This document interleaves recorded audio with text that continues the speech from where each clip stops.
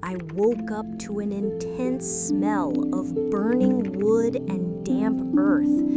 The air was dense, laden with smoke from fireplaces, and the sound of tinkling brass echoed like the ringing of distant bells. My eyes burned. The sunlight filtered through cracks in a rough window made of wood and tanned leather. When I got up, I realized I wasn't in my room. The floor was made of rough stone, covered with animal skins, and there was a rustic table with instruments that looked like they came out of a medieval museum. My heart raced. I stumbled out of the small building and was immediately greeted by a vision that did not belong to the 21st century. All around, men in robes and cloaks walked alongside horses. In the distance, a castle stood in gray stone, surmounted by flags with the coat of arms of a golden dragon on a scarlet field. The language they spoke sounded familiar, though archaic. By the gods, where am I? It was then that a boy, no more than 10 years old, stood before me with wide eyes. "Are you well, sir? Are you a wanderer? Did you come from Tintagel or overseas?" His voice was curious but cautious. Tintagel? That name echoed like thunder in my brain. Legends of my childhood have resurfaced in waves. King Arthur, the Knights of the Round Table, Merlin, Excalibur. I was in the time of legends. Hours later, after being taken to a small common room, an old healer examined me. Although confused by my modern clothes, he treated me like a wounded foreigner. I was fed barley soup and dry bread. As I ate, I heard rumors and rumors. They spoke of Camelot, of Britain divided among warlords, and of a young king who sought to unify the kingdom under the banner of justice.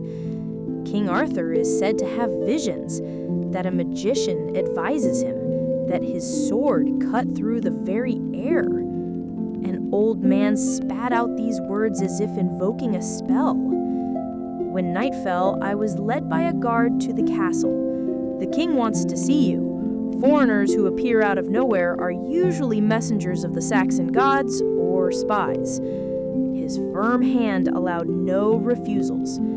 As we rode under the moonlight, my mind tried to rationalize. Was it a lucid dream? A delirium? Any extreme simulation? But it was also real. I felt the cold, the hunger, the pain in my legs. The castle was magnificent, yet austere. Chainmail guards guarded the doors, and a herald announced my arrival with great formality. A traveler from unknown lands, with strange speech and demon garb. The hall fell into a murmur. On the stone throne, a young man with light brown hair, piercing eyes, and a firm posture stood up. He wore a red cloak with golden details and wore a sword with a handle encrusted with stones around his waist. It was him, Arthur Pendragon, the king. "Speak, stranger. Whence come thou, and under what star art thou sinten?" I took a deep breath. It was my chance to speak. But what would I say? What came from the 21st century? That he knew his legend is a myth? I decided to tell the truth, or an adapted version. "Your Majesty," I began, trying to sound solemn, "I have awakened without memory in your land, but something tells me that it was not by chance. I feel like I was brought in to fulfill a purpose." The murmurs increased. Arthur descended the steps of his throne and stood before me. "The truth hides in the eyes, not in the words. You have something different. Merlin will know what to do with you." My heart froze. Merlin? They took me to the North Tower where the air smelled of incense and ancient scrolls. The wizard was there, surrounded by books, herbs drying on ropes, and a black raven perched on his shoulder. His eyes lit up when he saw me. So then time opened its throat and swallowed someone from beyond the veil. Fascinating. Merlin spoke as if he knew about me before I existed. The world is in upheaval. The future and the past dance like fire and wind. You are a link, young traveler. I sat down before him. There was no more room to deny it. He was imprisoned or destined to live in legendary Brittany, a stranger in a land of prophecies and wars, by kings and wizards, by honor and swords, by monsters and betrayals. And I wasn't just a spectator. Merlin made this clear. You will have to choose. Will you be like a shadow on the walls, or will you be part of the legend? The answer was still not clear to me, but the cold of the weather, the warmth of the fireplace, the weight of the eyes of the men around me, all this said this was not a dream. It was a new life, and the legend of Arthur was just getting started. The dawn of the next morning bathed Camelot in golden mists. The towers rose like spears driven into the sky, and the walls roused with the tinkling of blacksmiths and the shouts of sentinels. For the inhabitants of the fortress, it was another day of vigil and survival. For me, it was the second day in a world where time walked with swords and prophecies. I was awakened by a squire named Dallin, a young sardonyx with red hair who did not seem very impressed with my supposed coming from overseas. Merlin has told you to get ready. The king wants you to accompany him on the royal hunt. He says it will be useful for awaken your memory, he said dismissively, or maybe to see if you know how to ride a horse without falling like a sack of barley. In less than an hour, I found myself dressed in thick leather clothes and linen boots, mounted on a restless horse, shivering with cold and nervousness. Beside me rode none other than Lancelot, the Knight of the Lake, whose presence was as noble as the tales I remembered. He didn't look very talkative, but his eyes observed everything with military precision. The hunt was a tradition of kings, part sport, part ritual, part demonstration of dominion over the lands. But Arthur wasn't just there to kill deer. It was an opportunity to show power to the nobles of other regions and to the undecided knights. More importantly, it was the scenario of a choice. During the camp, at night, Arthur called me to the fire. There was something in his eyes, not the arrogance of a king, but the doubt of a young leader in the midst of titanic pressures. He asked, bluntly, "Do you know how to fight?" "With wooden swords. In my time, in my land, the battles are different, less blood, more symbols." He arched an eyebrow. "Symbols don't keep the border safe, nor do they drive away the Saxons." I was silent. It was true, he said, looking up at the stars. "We are in times of splitting. The barons of the north still test me. Morgause conspires with men from the east. Even some knights of the table murmur doubts about the dream that Camelot represents. And then you appear, like a loose piece of a prophecy that even Merlin himself doesn't fully understand." I took a deep breath. "What do you expect from me, Your Majesty?" He said, "I hope they choose a side. Your role is still missed, but all the winds tell me it's not small." He then stood up. "Tomorrow you will ride by my side, not as a prisoner, as part of my circle. Learn from them, see how they bleed, how they protect. If your destiny is forged among us, I want you to know it from within." The following days were like intensive training. I learned from Sir Gawain about honor and strength. with Sir Percival about faith and compassion. Lancelot, though reserved, taught me about discipline and war. And Merlin, always him, guided me behind the scenes, probing my mind, testing my understanding with riddles and symbols. He said, "You are a crack in the mirror of time, but cracks are not weaknesses. They are portals." I started to stand out. My modern mind saw patterns in medieval strategies, anticipated ambushes, understood unspoken alliances. Arthur began to listen to me in minor councils. Other knights, at first skeptical, began to call me the Traveler. It was during Easter, in the midst of an assembly of lords, that the first great crisis emerged. A northern lord, Ulrich of Northumbria, refused to swear allegiance to Arthur. He claimed that the king was not legitimate, that he had taken the throne by swords and witchcraft. He said in front of everyone, "Without proof of lineage, there is no throne that lasts." The court was silent. Arthur remained motionless, but his eyes sparkled. Merlin muttered something to the king. Then Arthur turned to me. "Traveler, your moment has come. There's something you should see. It's something you have to show." We were taken to the chapel of the Veiled Stone, where Excalibur rested, embedded in the rock. It was the legendary Sword of Sovereignty, it is said, given by a lady of the lake, a divine symbol of the king's legitimacy. Merlin touched my shoulder. "The legend has it that only the true king can raise it. But few know, it also recognizes those whose hearts are free from ambition and full of truth." Arthur looked me in the eyes. "Draw the sword." "Me?" "Yes, if you are indeed a time envoy, the blade will respond." With trembling hands, I approached. The metal shone with a strange light. I touched the handle. The world seemed to fall silent for a second, and then, as if it were butter, the blade came out of the stone softly. Gasps, shocks, murmurs in Latin and Celtic. Arthur smiled. "You are not a king, but you are chosen, and the gods approved of your presence among us." Udric stayed silent, and at that moment I understood.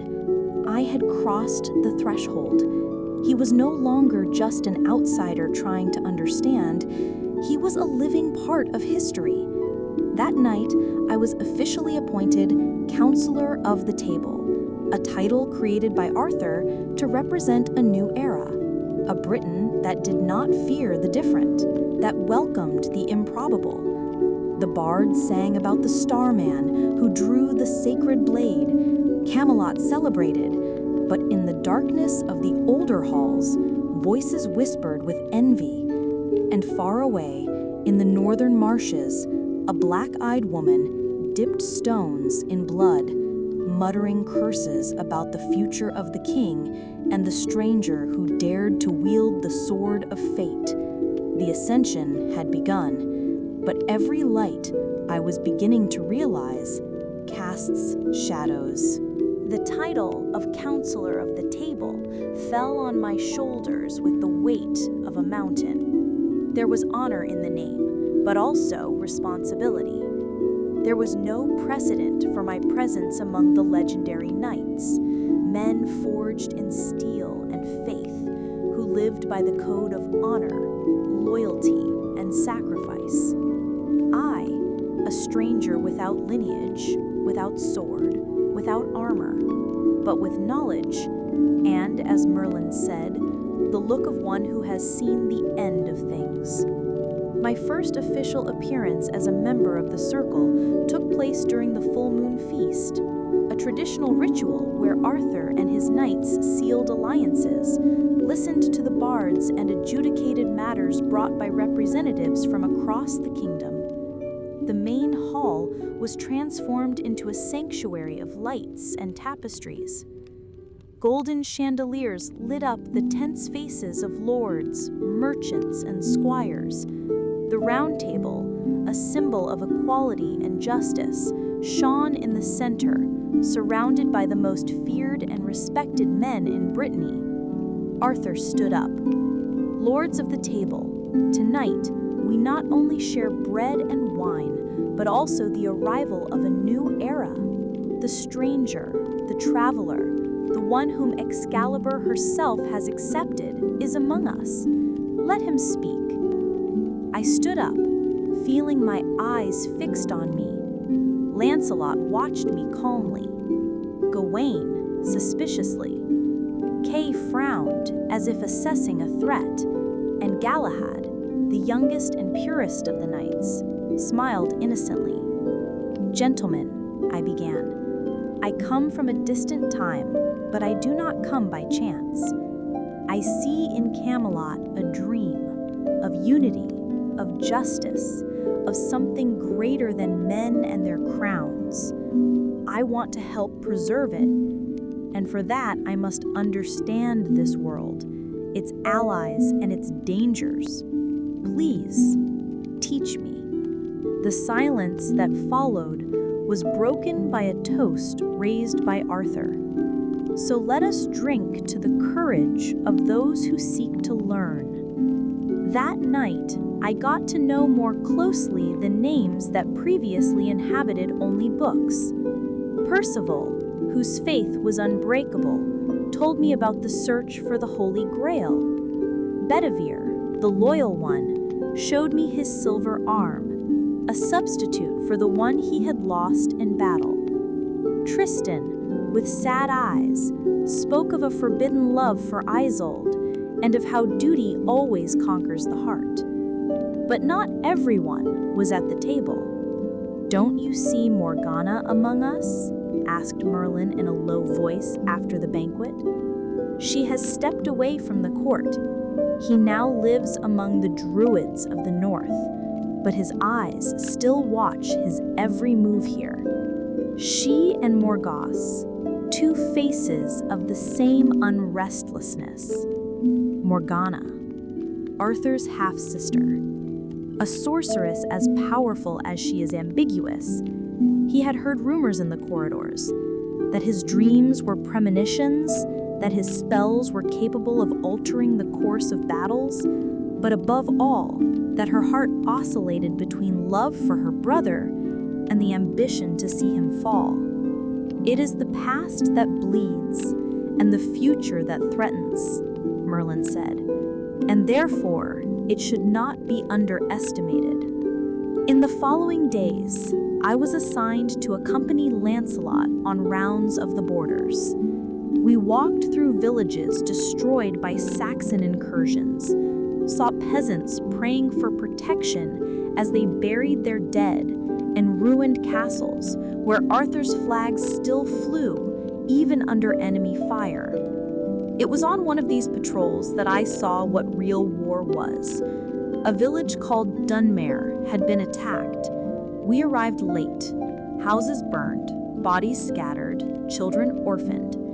Lancelot knelt before a dead mother with her son still clinging to her breast, his eyes closed in pain. That's what we fight for. Not for glory, not for songs, for them. I began to understand that the legend I knew was not only made of round tables and magic swords. It was made of blood, loss, hard choices, and the kingdom, Arthur's long-awaited kingdom, I was on the edge of the abyss. On the way back to Camelot, we were intercepted by a mounted patrol led by a warrior in black armor. He introduced himself as Sir Mordred.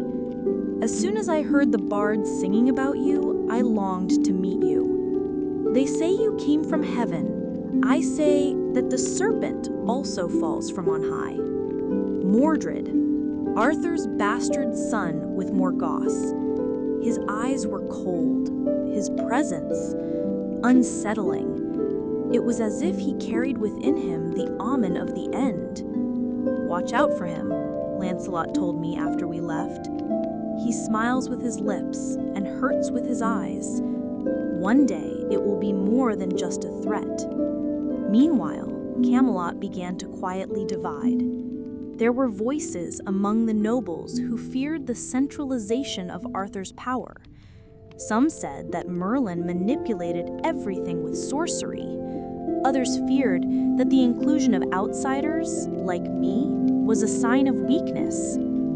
Arthur, though, stood firm. He called a new assembly where he proposed the creation of schools for training young knights of all origins, not just the sons of nobles. All who serve the kingdom with honor should have a voice at the table. The decision caused fury in some, but also hope. And then, in the dim light of one of the castle's towers, I received an unexpected visitor. She wore a dark robe, and her eyes burned with wisdom and sorrow. "Morgana, you're not from here," she said, "but maybe you're the key." I tried to answer, but she raised her hand. "The world is not only made of kings and swords, it is made of balance. Arthur leans too much towards the sun. Someone must remind him that the night also exists." And just as it appeared, she disappeared into the shadows. The board was assembled. Camelot shone in splendor, but its foundations trembled. The northern forces were moving. Mordred smiled silently. Morgana wove dreams in mists. And Arthur, the king with hopeful eyes, was trying to hold together a world that was born to be divided. And me? I didn't know if I was an observer anymore, or a catalyst. The old time had swallowed me, but now I was the one who began to shape time. Camelot was boiling. Arthur's reforms had caused an earthquake among the nobles, and outside forces, sniffing out division, regrouped like predators around wounded prey. The time had come for strategy, and the king knew that his court could no longer live on the glory of legends alone. It needed intelligence, diplomacy, and, above all, action. The Citadel's council room became the epicenter of decisions. There, among maps on parchment, miniature castles, and banners representing allied lords, the most powerful men in Britain gathered. I, now with full access to the backstage of power, observed and, little by little, gave my opinion. Arthur opened the meeting with the gravity of a man who carried the fate of thousands on his shoulders. Ulrich will march with 2,000 men towards the River Severn. They say they only seek to protect their border, but our sentinels have seen catapults being transported. This is not defense, it's preparation for war. Gawain gritted his teeth. Ulrich never accepted us. He wants to shed blood to prove his point. To let him march is weakness. Lancelot, more thoughtful, argued, and attacking him is what he wants, an excuse to unite other undecided barons against us. So, what do you propose? Kay asked impatiently. That's when Arthur looked at me. Traveler, you were trained in ages of machines and logic. What do you see on this board? I was silent for a moment. The map was before me like a living chess game. Ulrich was dangerous, yes, but more dangerous was the narrative that Arthur was a usurper, guided by wizards and foreigners.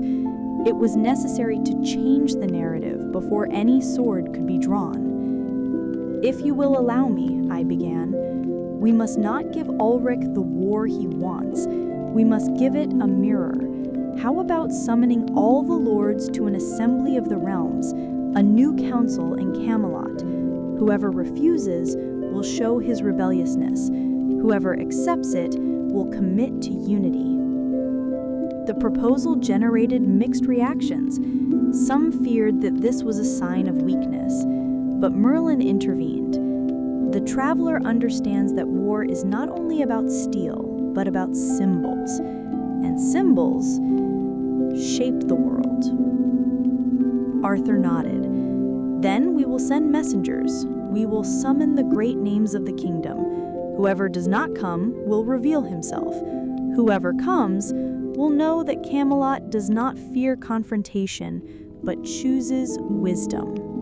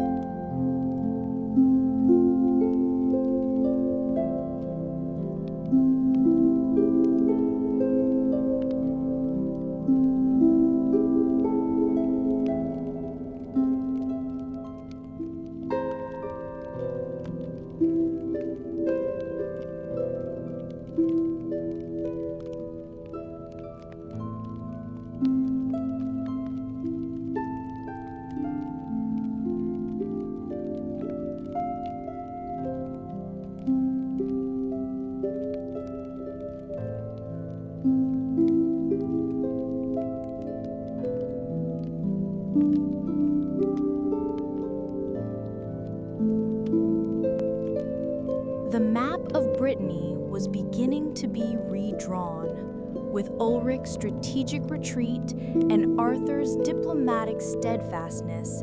Many fortresses that had once been neutral or hostile now fluttered with the scarlet banner of the Golden Dragon. Camelot became not only a symbol, but a palpable force. Bards sang victories. Villagers erected towers in honor of the righteous king and his magic sword. And the knights of the table, once scattered, became a clenched fist. But for each land conquered, a price was paid. Our first campaign after Y took us west to the region of Dumnonia, ruled by Lord Caradoc, a man known for his obstinacy and for maintaining uncertain alliances with the Saxons. The land was fertile, the port strategic, and their surrender was crucial to sealing the Breton coast under a single rule. Caradoc, however, refused any treaty. "Camelot is smoke," he had written in a letter to Arthur. "Words and visions, enchantments and illusions. This land belongs to the children of iron, not to the dreamers of the table." Arthur did not hesitate. He summoned his host, horsemen, archers, men-at-arms, and supplies for a 3-week march. Guinevere accompanied the royal entourage, now as the king's betrothed. His presence was political. He showed unity and ambition, but in his eyes, something else could be perceived. Awe, not of the war, but of what she would do to Arthur. To march for days on end alongside armies is to feel the pulse of the kingdom.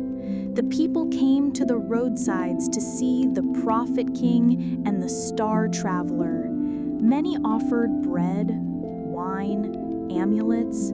Others just prayed. There was hope in the eyes of some, and fear in the eyes of those who knew that the walls of Caradoc would not fall without fire.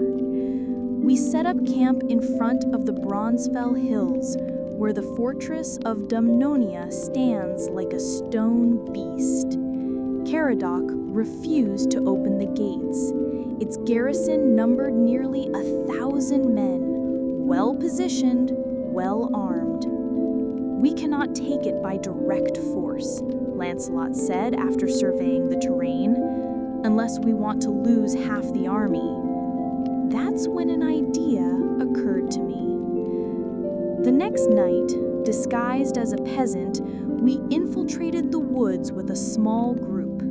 We discovered ancient tunnels under the wall, Roman remains now forgotten. Percival and Bedivere volunteered to lead an elite force to storm the tunnels at dawn. It was a risky move. If they were discovered, they would be massacred. The next morning, when the fog still hovered, they entered. Time has stopped. Then, on the top of the wall, the flag of Dumnonia fell, and Camelot's rose. Caradoc had been captured, his troops surrendered. No mass spillage.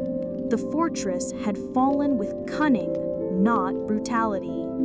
Arthur received him in his tent coldly. "You resisted the dream of a united kingdom, but today, even without accepting my laws, he knelt to them." Caradoc, wounded in pride, spat on the ground. "Don't think you've won. It just postponed the real war." Arthur did not answer, but he ordered that he be kept as a guest, not a prisoner, in Camelot. Let him see with his own eyes what we're building. In the days that followed, we consolidated the region. Stations were rebuilt, speakers sent, and schools erected. Guinevere organized a caravan with doctors and scribes. Residents began to speak not of occupation, but of rebirth.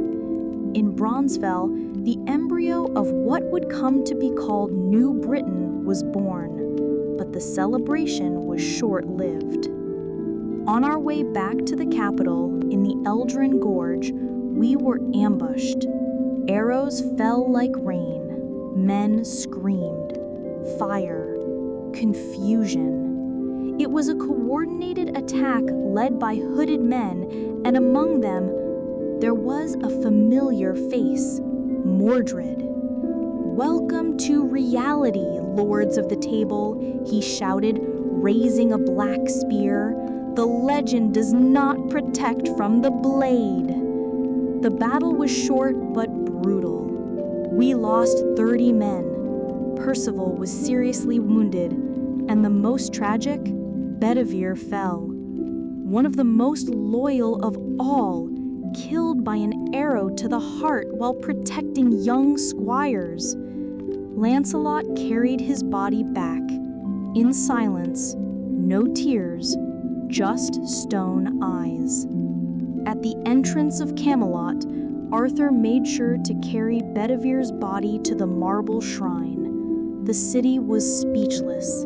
Bards stopped singing, children stopped playing. "He died for a dream," said the king, "and may that dream not die with him." Pain brought the council together. Even Kay, once skeptical of my presence, came to me. "Whatever you are, you have our blood on your hands too. Now you are one of us." That night, while the people were watching over Bedivere with candles, I heard from Merlin a warning. "We are moving too fast. The ancient world roars in despair. Morgana won't silence much longer." And as in response, thunder echoed over the north. Brittany was ours, but for how long? The real game had now begun. Winter came like an icy sigh over the fields of Brittany. The hills that once danced in green and gold became gray and silent. The wind carried with it an omen, as if the earth itself knew that the blood would soon flow again. The news came on exhausted horses, with faces covered in mud and terror. The northern forces march, thousands, under the banner of Mordred and Morgana. Arthur immediately convened the Council of the Table. The darkened room seemed smaller in the face of the gravity that crushed us. Maps were stretched out, words spoken in whispers. But it was inevitable. There was no negotiation possible. They would come to destroy, not to rule. They wanted the end of the table, the end of the dream. Merlin, with dark eyes, confirmed our worst suspicions. Morgana has completed the 3 Moons ritual. She controls the Lupines, men transfigured by chaos magic. And Mordred, fueled by his royal lineage and hatred, carries a forged sword in the halls of Avalon, Excalibur's dark twin. The kingdom was not just facing a war, it was on the verge of the mythological apocalypse.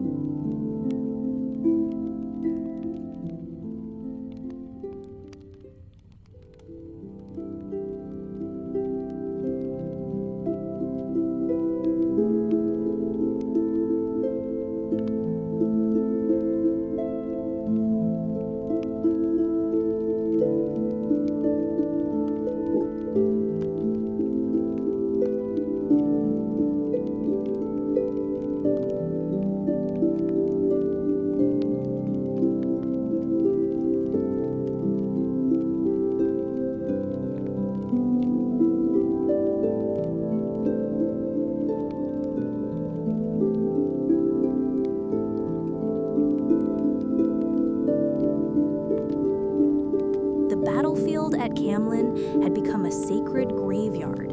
The bodies of the fallen lay in silent rows, while the north winds carried away the cries of death. Camelot had won, but at the cost of half its strength.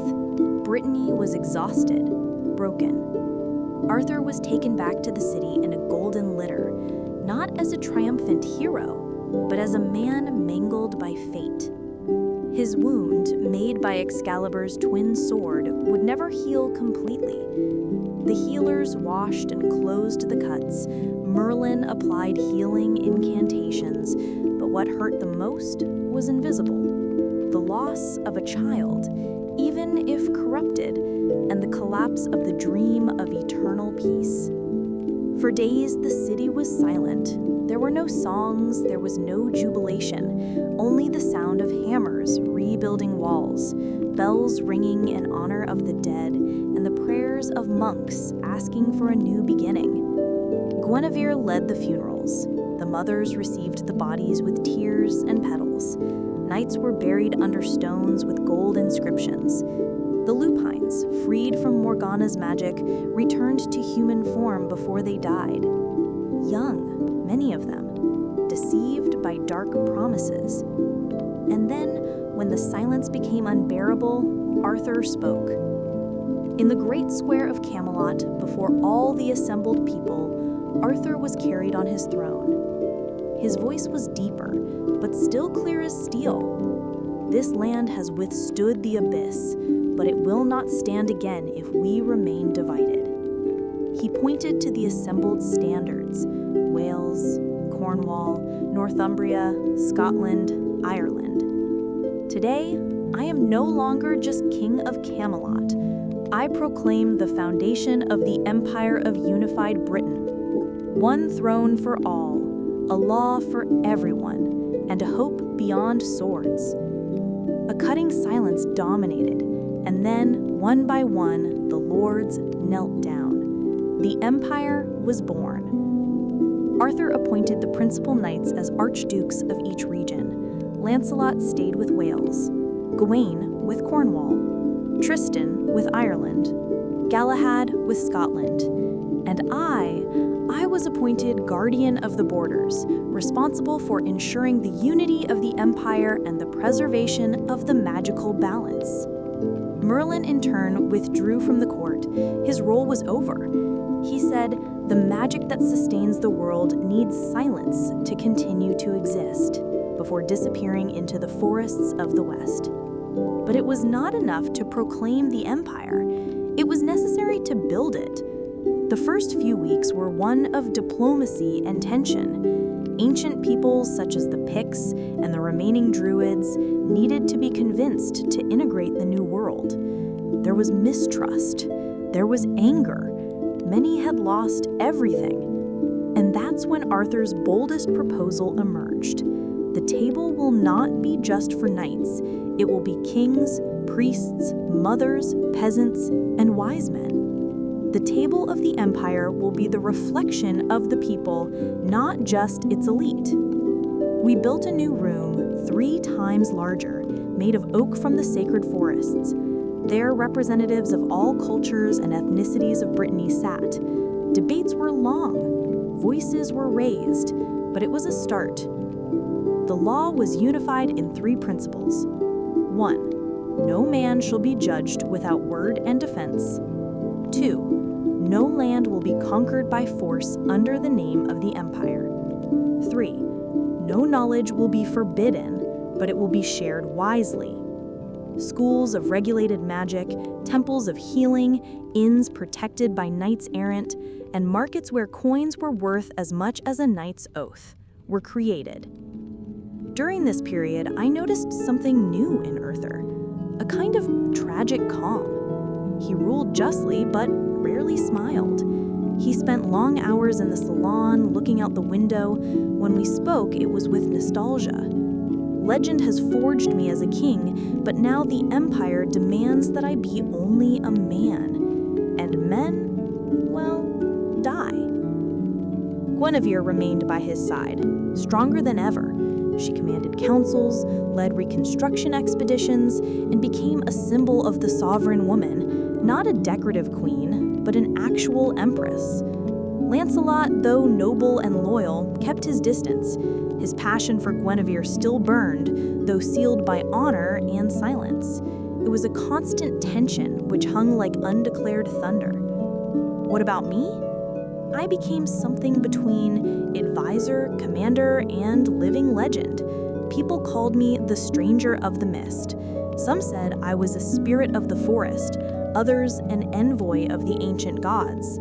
The truth, that I was a man of the future lost in time, seemed irrelevant now.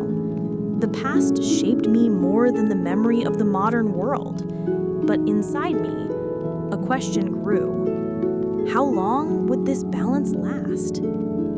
At the end of the first imperial year, we celebrate the Festival of Lights. All of Camelot was lit up by torches, dances, and music from all corners of the new kingdom. For the first time, I heard songs that mixed Gaelic and Latin, Old English and Breton. It was the sound of a new world being born. Arthur in the center, dressed in imperial blue, proclaimed, "Today we do not celebrate the war won. We celebrate the possible tomorrow." And for one night, the empire shined. Children ran free, stars have fallen, and hope seemed invincible. But the whispers came with the wind. In some abandoned towers, symbols of Morgana could still be seen.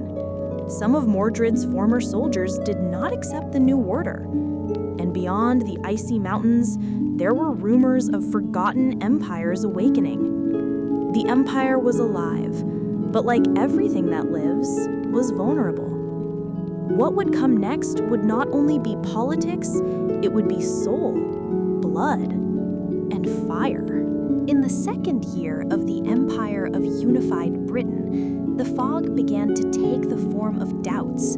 It was not the magical mist that covered the valleys of Avalon, but a silent mist of anguish, subtle but relentless.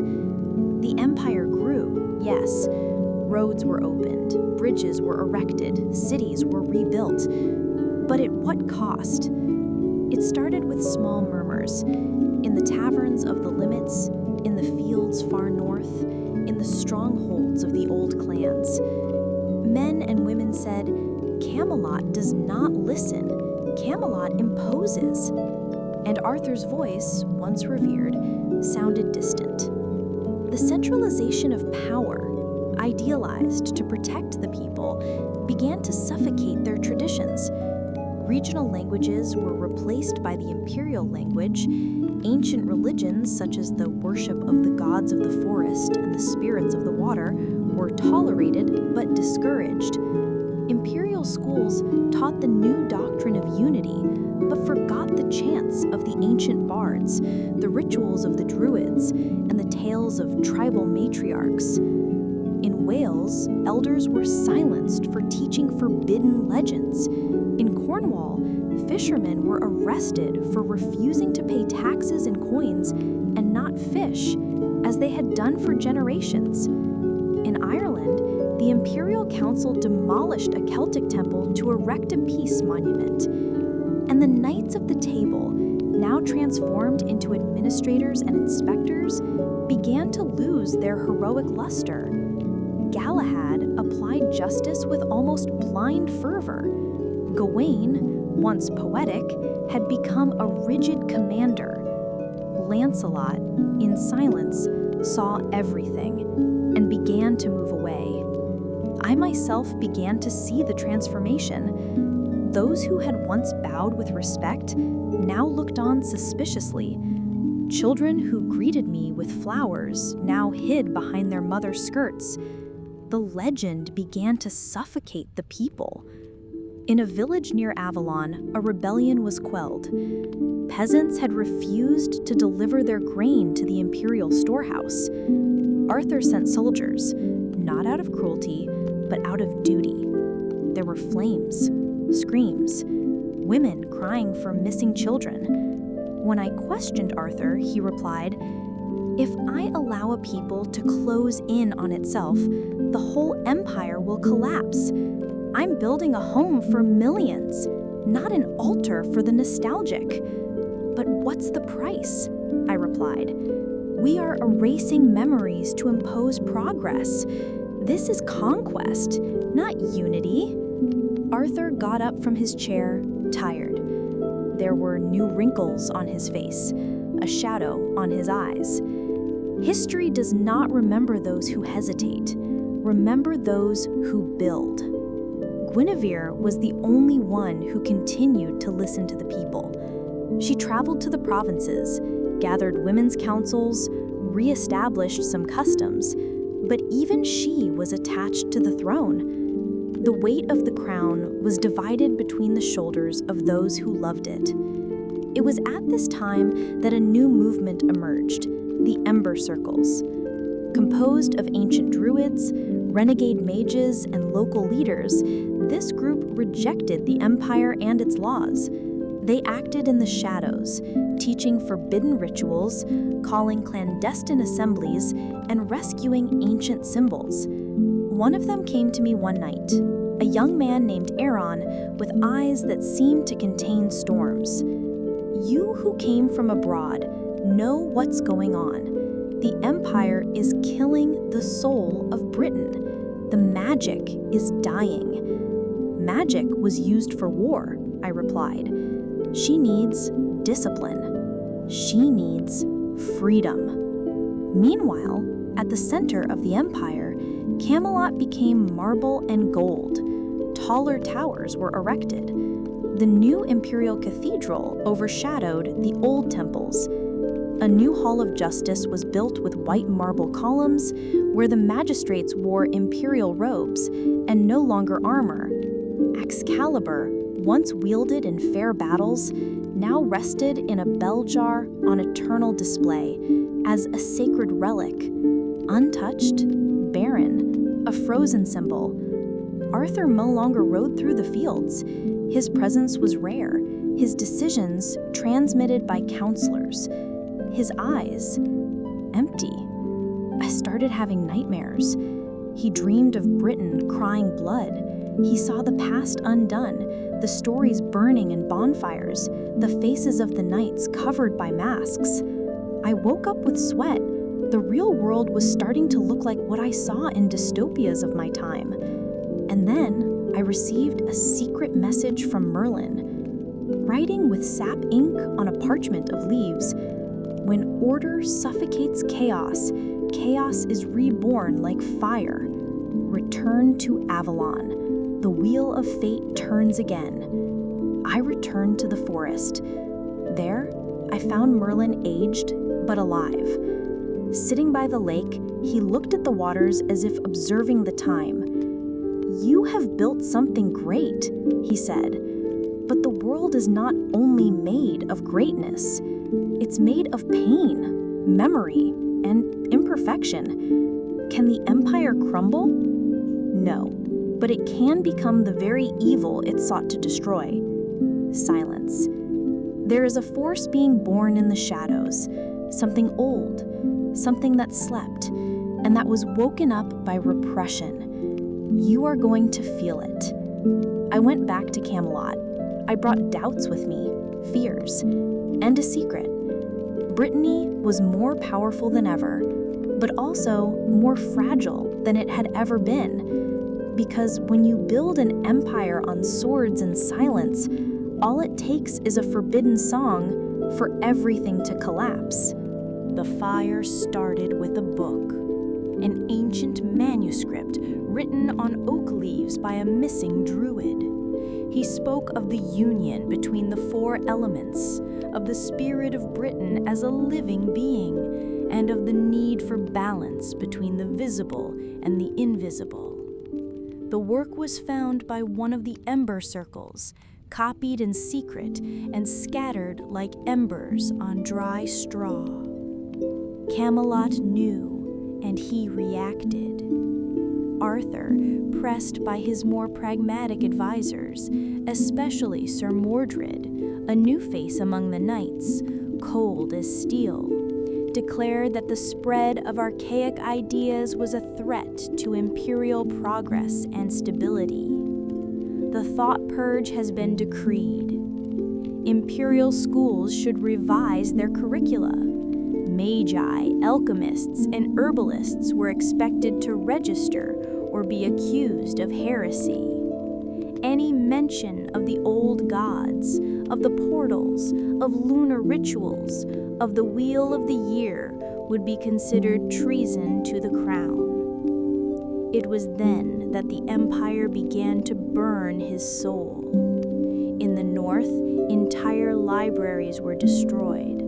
In Tintagel, a tree considered sacred for centuries was felled in a public square. In Avalon, 2 apprentices of magic were executed for refusing to disown their masters. The Ember Circles stopped just teaching and began to resist. In ancient woods, secret refuges have sprung up. In cave crevices, bonfires fueled clandestine assemblies. Old words were whispered again, and with them something woke up. I was summoned by Merlin again. I found him in a cave beneath the roots of the Myrden forest, where the air seemed to vibrate with the echoes of the past. Britain is breaking its mirror, he said, his voice breaking. What you helped to build is now trying to erase what we are. That was not my intention. Intentions never are, but fate, destiny feeds on actions. He led me to a hidden stone circle where dozens of leaders of the Ember Circles were gathered. Men and women with eyes of fire, robes marked by forgotten symbols, carrying staves and scrolls, not swords. In the center was Aaron, the stormy-eyed young man I had met before. You walked with Arthur. Now walk with us? I walk with Brittany. Then you need to choose, because Camelot has declared us enemies. And the conflict materialized. Not a war of armies, not yet, but a war of symbols, beliefs, and silences. The knights of the table began to hunt down the mages. The druids unleashed plagues on imperial crops. Statues of Arthur were torn down in villages. Mysterious fires consumed government archives. And in the midst of all this, Excalibur disappeared. It had been stolen from the dome where it lay untouched.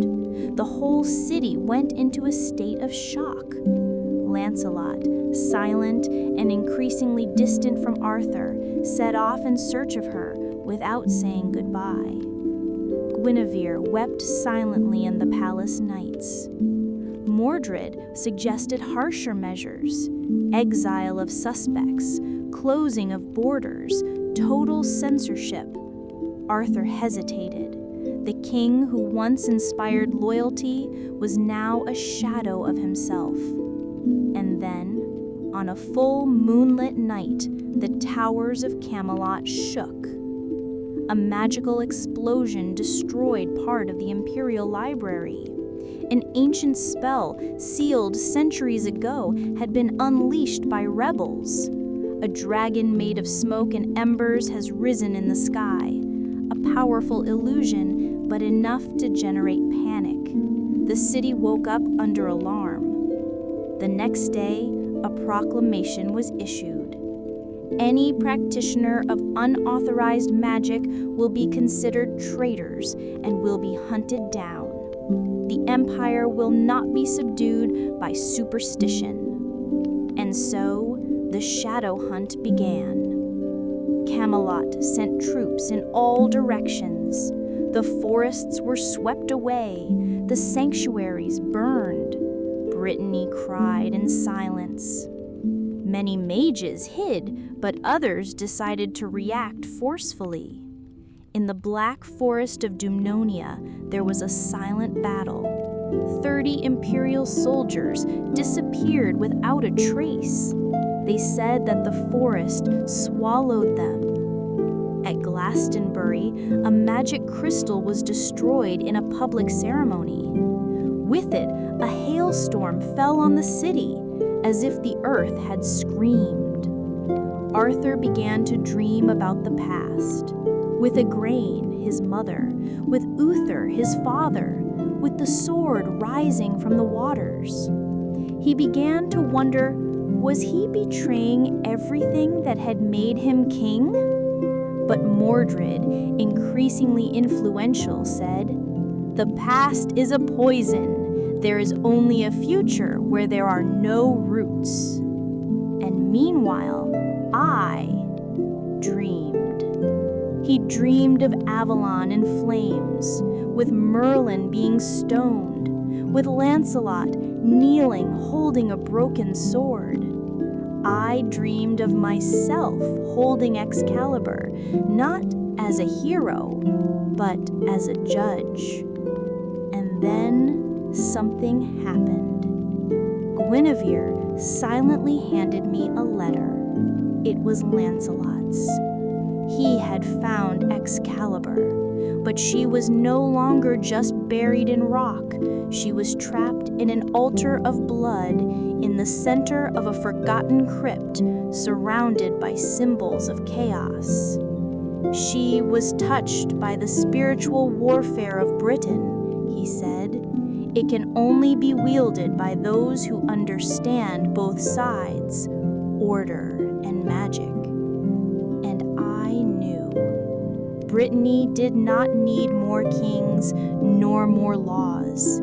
It needed balance. And this balance was on the verge of disappearing. The next step, it would be fire, because empires that do not listen to the ancient whispers end up swallowed up by their own cries. Night fell like an iron blanket over Camelot.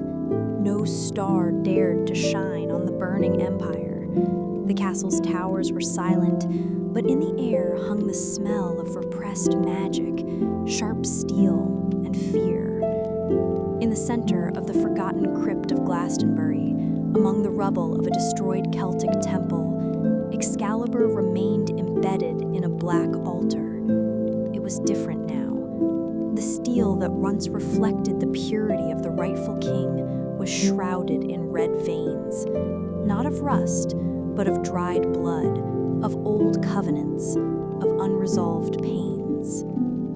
Lancelot, pale and with eyes marked by exhaustion, was waiting for me. "She's not just a sword anymore, my friend," he whispered. "It is the reflection of what we have become." I approached. The altar vibrated like a heart about to explode. My hands trembled. As I touched the handle of the blade, a wave of visions flashed through me like lightning. Avalon submerged, Arthur kneeling before an empty throne, Merlin screaming as he was dragged by shadows, and, in the end, me, wielding the sword before a divided crowd, half clothed in armor, half wrapped in robes of stars. I took a deep breath, and I pulled it. Excalibur came out with a roar, but she wasn't mine. Not yet. I felt it in my bones. It required more than strength. It demanded truth. I returned to Camelot at dawn. The city was in a state of siege. Mordred had declared himself protector of Britain, claiming that Arthur was emotionally incapacitated. The knights of the table had split. Gawain, Percival, and Elaine were with Arthur. Mordred with a new militarized generation. Arthur was imprisoned in his own chambers, isolated. Guinevere received me in silence. His eyes no longer cried, now they were granite. "He needs you," he said, "not as a counselor, like a mirror." I entered the royal hall. Arthur had his back turned, looking out the window. "You're back," he murmured. "I've always been here, Your Majesty." He turned around. The king was aged, not physically, but in the spirit, as if the wars waged in his soul had worn away every thread of his essence. He said, "I'm told you wielded Excalibur." I said, "It doesn't belong to me, not yet."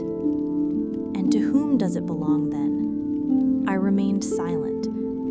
Then he said, "Brittany, but not this Britain, one that doesn't exist yet." Arthur sighed. The morning light golded his face as in an ancient portrait. "Then it's time to create it." With the sword in my hands and the king by my side, we left. Mordred was already waiting in the main courtyard, surrounded by soldiers. His armor was black, without coats of arms. He stepped forward. "Betrayal of you, Arthur." "No, liberation." Arthur took off his crown and placed it on the ground. "If to govern I need to erase the past, I don't deserve the future." Mordred smiled, weak to the end, and then he attacked. The ensuing battle was small in number, but gigantic in significance. The true knights, those who understood the soul of the realm, joined us. The fight lasted for hours. Inside the halls, on the stairs, in the gardens, magic and steel met. Lightning invaded the night. It was Guinevere who saved Arthur from a fatal blow by wielding a dagger she had kept since her youth. It was Merlin who, upon appearing at the top of the East Tower, cast an incantation that dissolved the ranks of rebel soldiers. And it was I who faced Mordred. The combat was fierce. He was fast, ruthless, fueled by blind conviction. But I had Excalibur, and more than that, I had the legacy of everything I saw and lived in that world. In the end, I disarmed him, but I didn't kill him. There is no victory in killing what you stand for. He spat out blood and replied, "Then get ready to see him reborn." Arthur reassumed the throne, but not like before. He divided it. The table was refounded, with magicians, women, poets, peasants, former rebels, and knights. Each chair represented a pillar of the new Britain. The imperial schools reopened, now alongside druidic wisdom circles. Latin shared space with Celtic. Reason walked with mystery. The sword with the pen. Merlin disappeared after that, saying that his part was fulfilled. Guinevere founded the House of Healing of Avalon, a place where both alchemy and compassion were taught. Lancelot, he left for the north. He said he needed to find his faith again. He took Excalibur with him. She would come back when she was needed. And I was appointed the guardian of the bridge, the one who watches over the threshold between worlds, between logic and wonder. Years later, legends began to emerge. They said that Arthur had never died, that Avalon hid in mists, that Brittany was more of a dream than a place, and that one day a stranger fell from the sky and rekindled the soul of a forgotten world. His name? Nobody remembered. But they remembered the choice he made. And this, it was his legacy. Time doesn't pass the same way in Camelot. Or perhaps, at the heart of the myth, time bends to the will of those who deserve it. I didn't know how much time had passed since my arrival. Weeks, years, maybe a lifetime, but I knew that the moment of departure had come. He was sitting high on the walls of the new Camelot, watching the fertile fields that had once been war fields. Children played where there had been nooses before. monks and bards debated with mathematicians in the shade of millennia-old oak trees. The round table was no longer a symbol of power. It was a symbol of ideas. Arthur approached in silence. He wore simple clothes now, almost monastic, a woolen cloak without a crown, but no one doubted who he was. "You feel it, don't you?" he asked. "What?" "That now has come to an end." I nodded. "But is it an end or a new beginning?" Arthur smiled. "Every self-respecting legend needs a goodbye." That same evening, I was led by Guinevere to Morgana's gardens, a place now restored where the old and the new coexisted. There, under the full moon, there was a stone circle, the same one where, according to them, the veil between the worlds was most tenuous. She put something in my hand, a pendant with the coat of arms of Avalon, made of silver and amber. "This world recognizes you as one of its own," he said, "but it does not belong to you completely. What if I want to stay?" She smiled tenderly but firmly. "Then it will be lost, and so is this world." The circle began to glow. The stones vibrated with an ancestral song. The air became dense, humid, full of electricity. I looked back. There they were: Arthur, Guinevere, Lancelot, Merlin, figures who ceased to be people and returned to being symbols. Britain needed them this way, eternal, unreachable. I took a step, and then another. The sound disappeared. The floor is gone. I woke up in a field of tall grass. The sky was gray. An airplane crossed the skies with a metallic boom. Cars in the distance. My cell phone beeped in my pocket. I was back. But nothing was the same. I spent months trying to readapt. I spoke little. I dreamed of battles and enchantments. People looked at me as if they saw a survivor of an invisible war.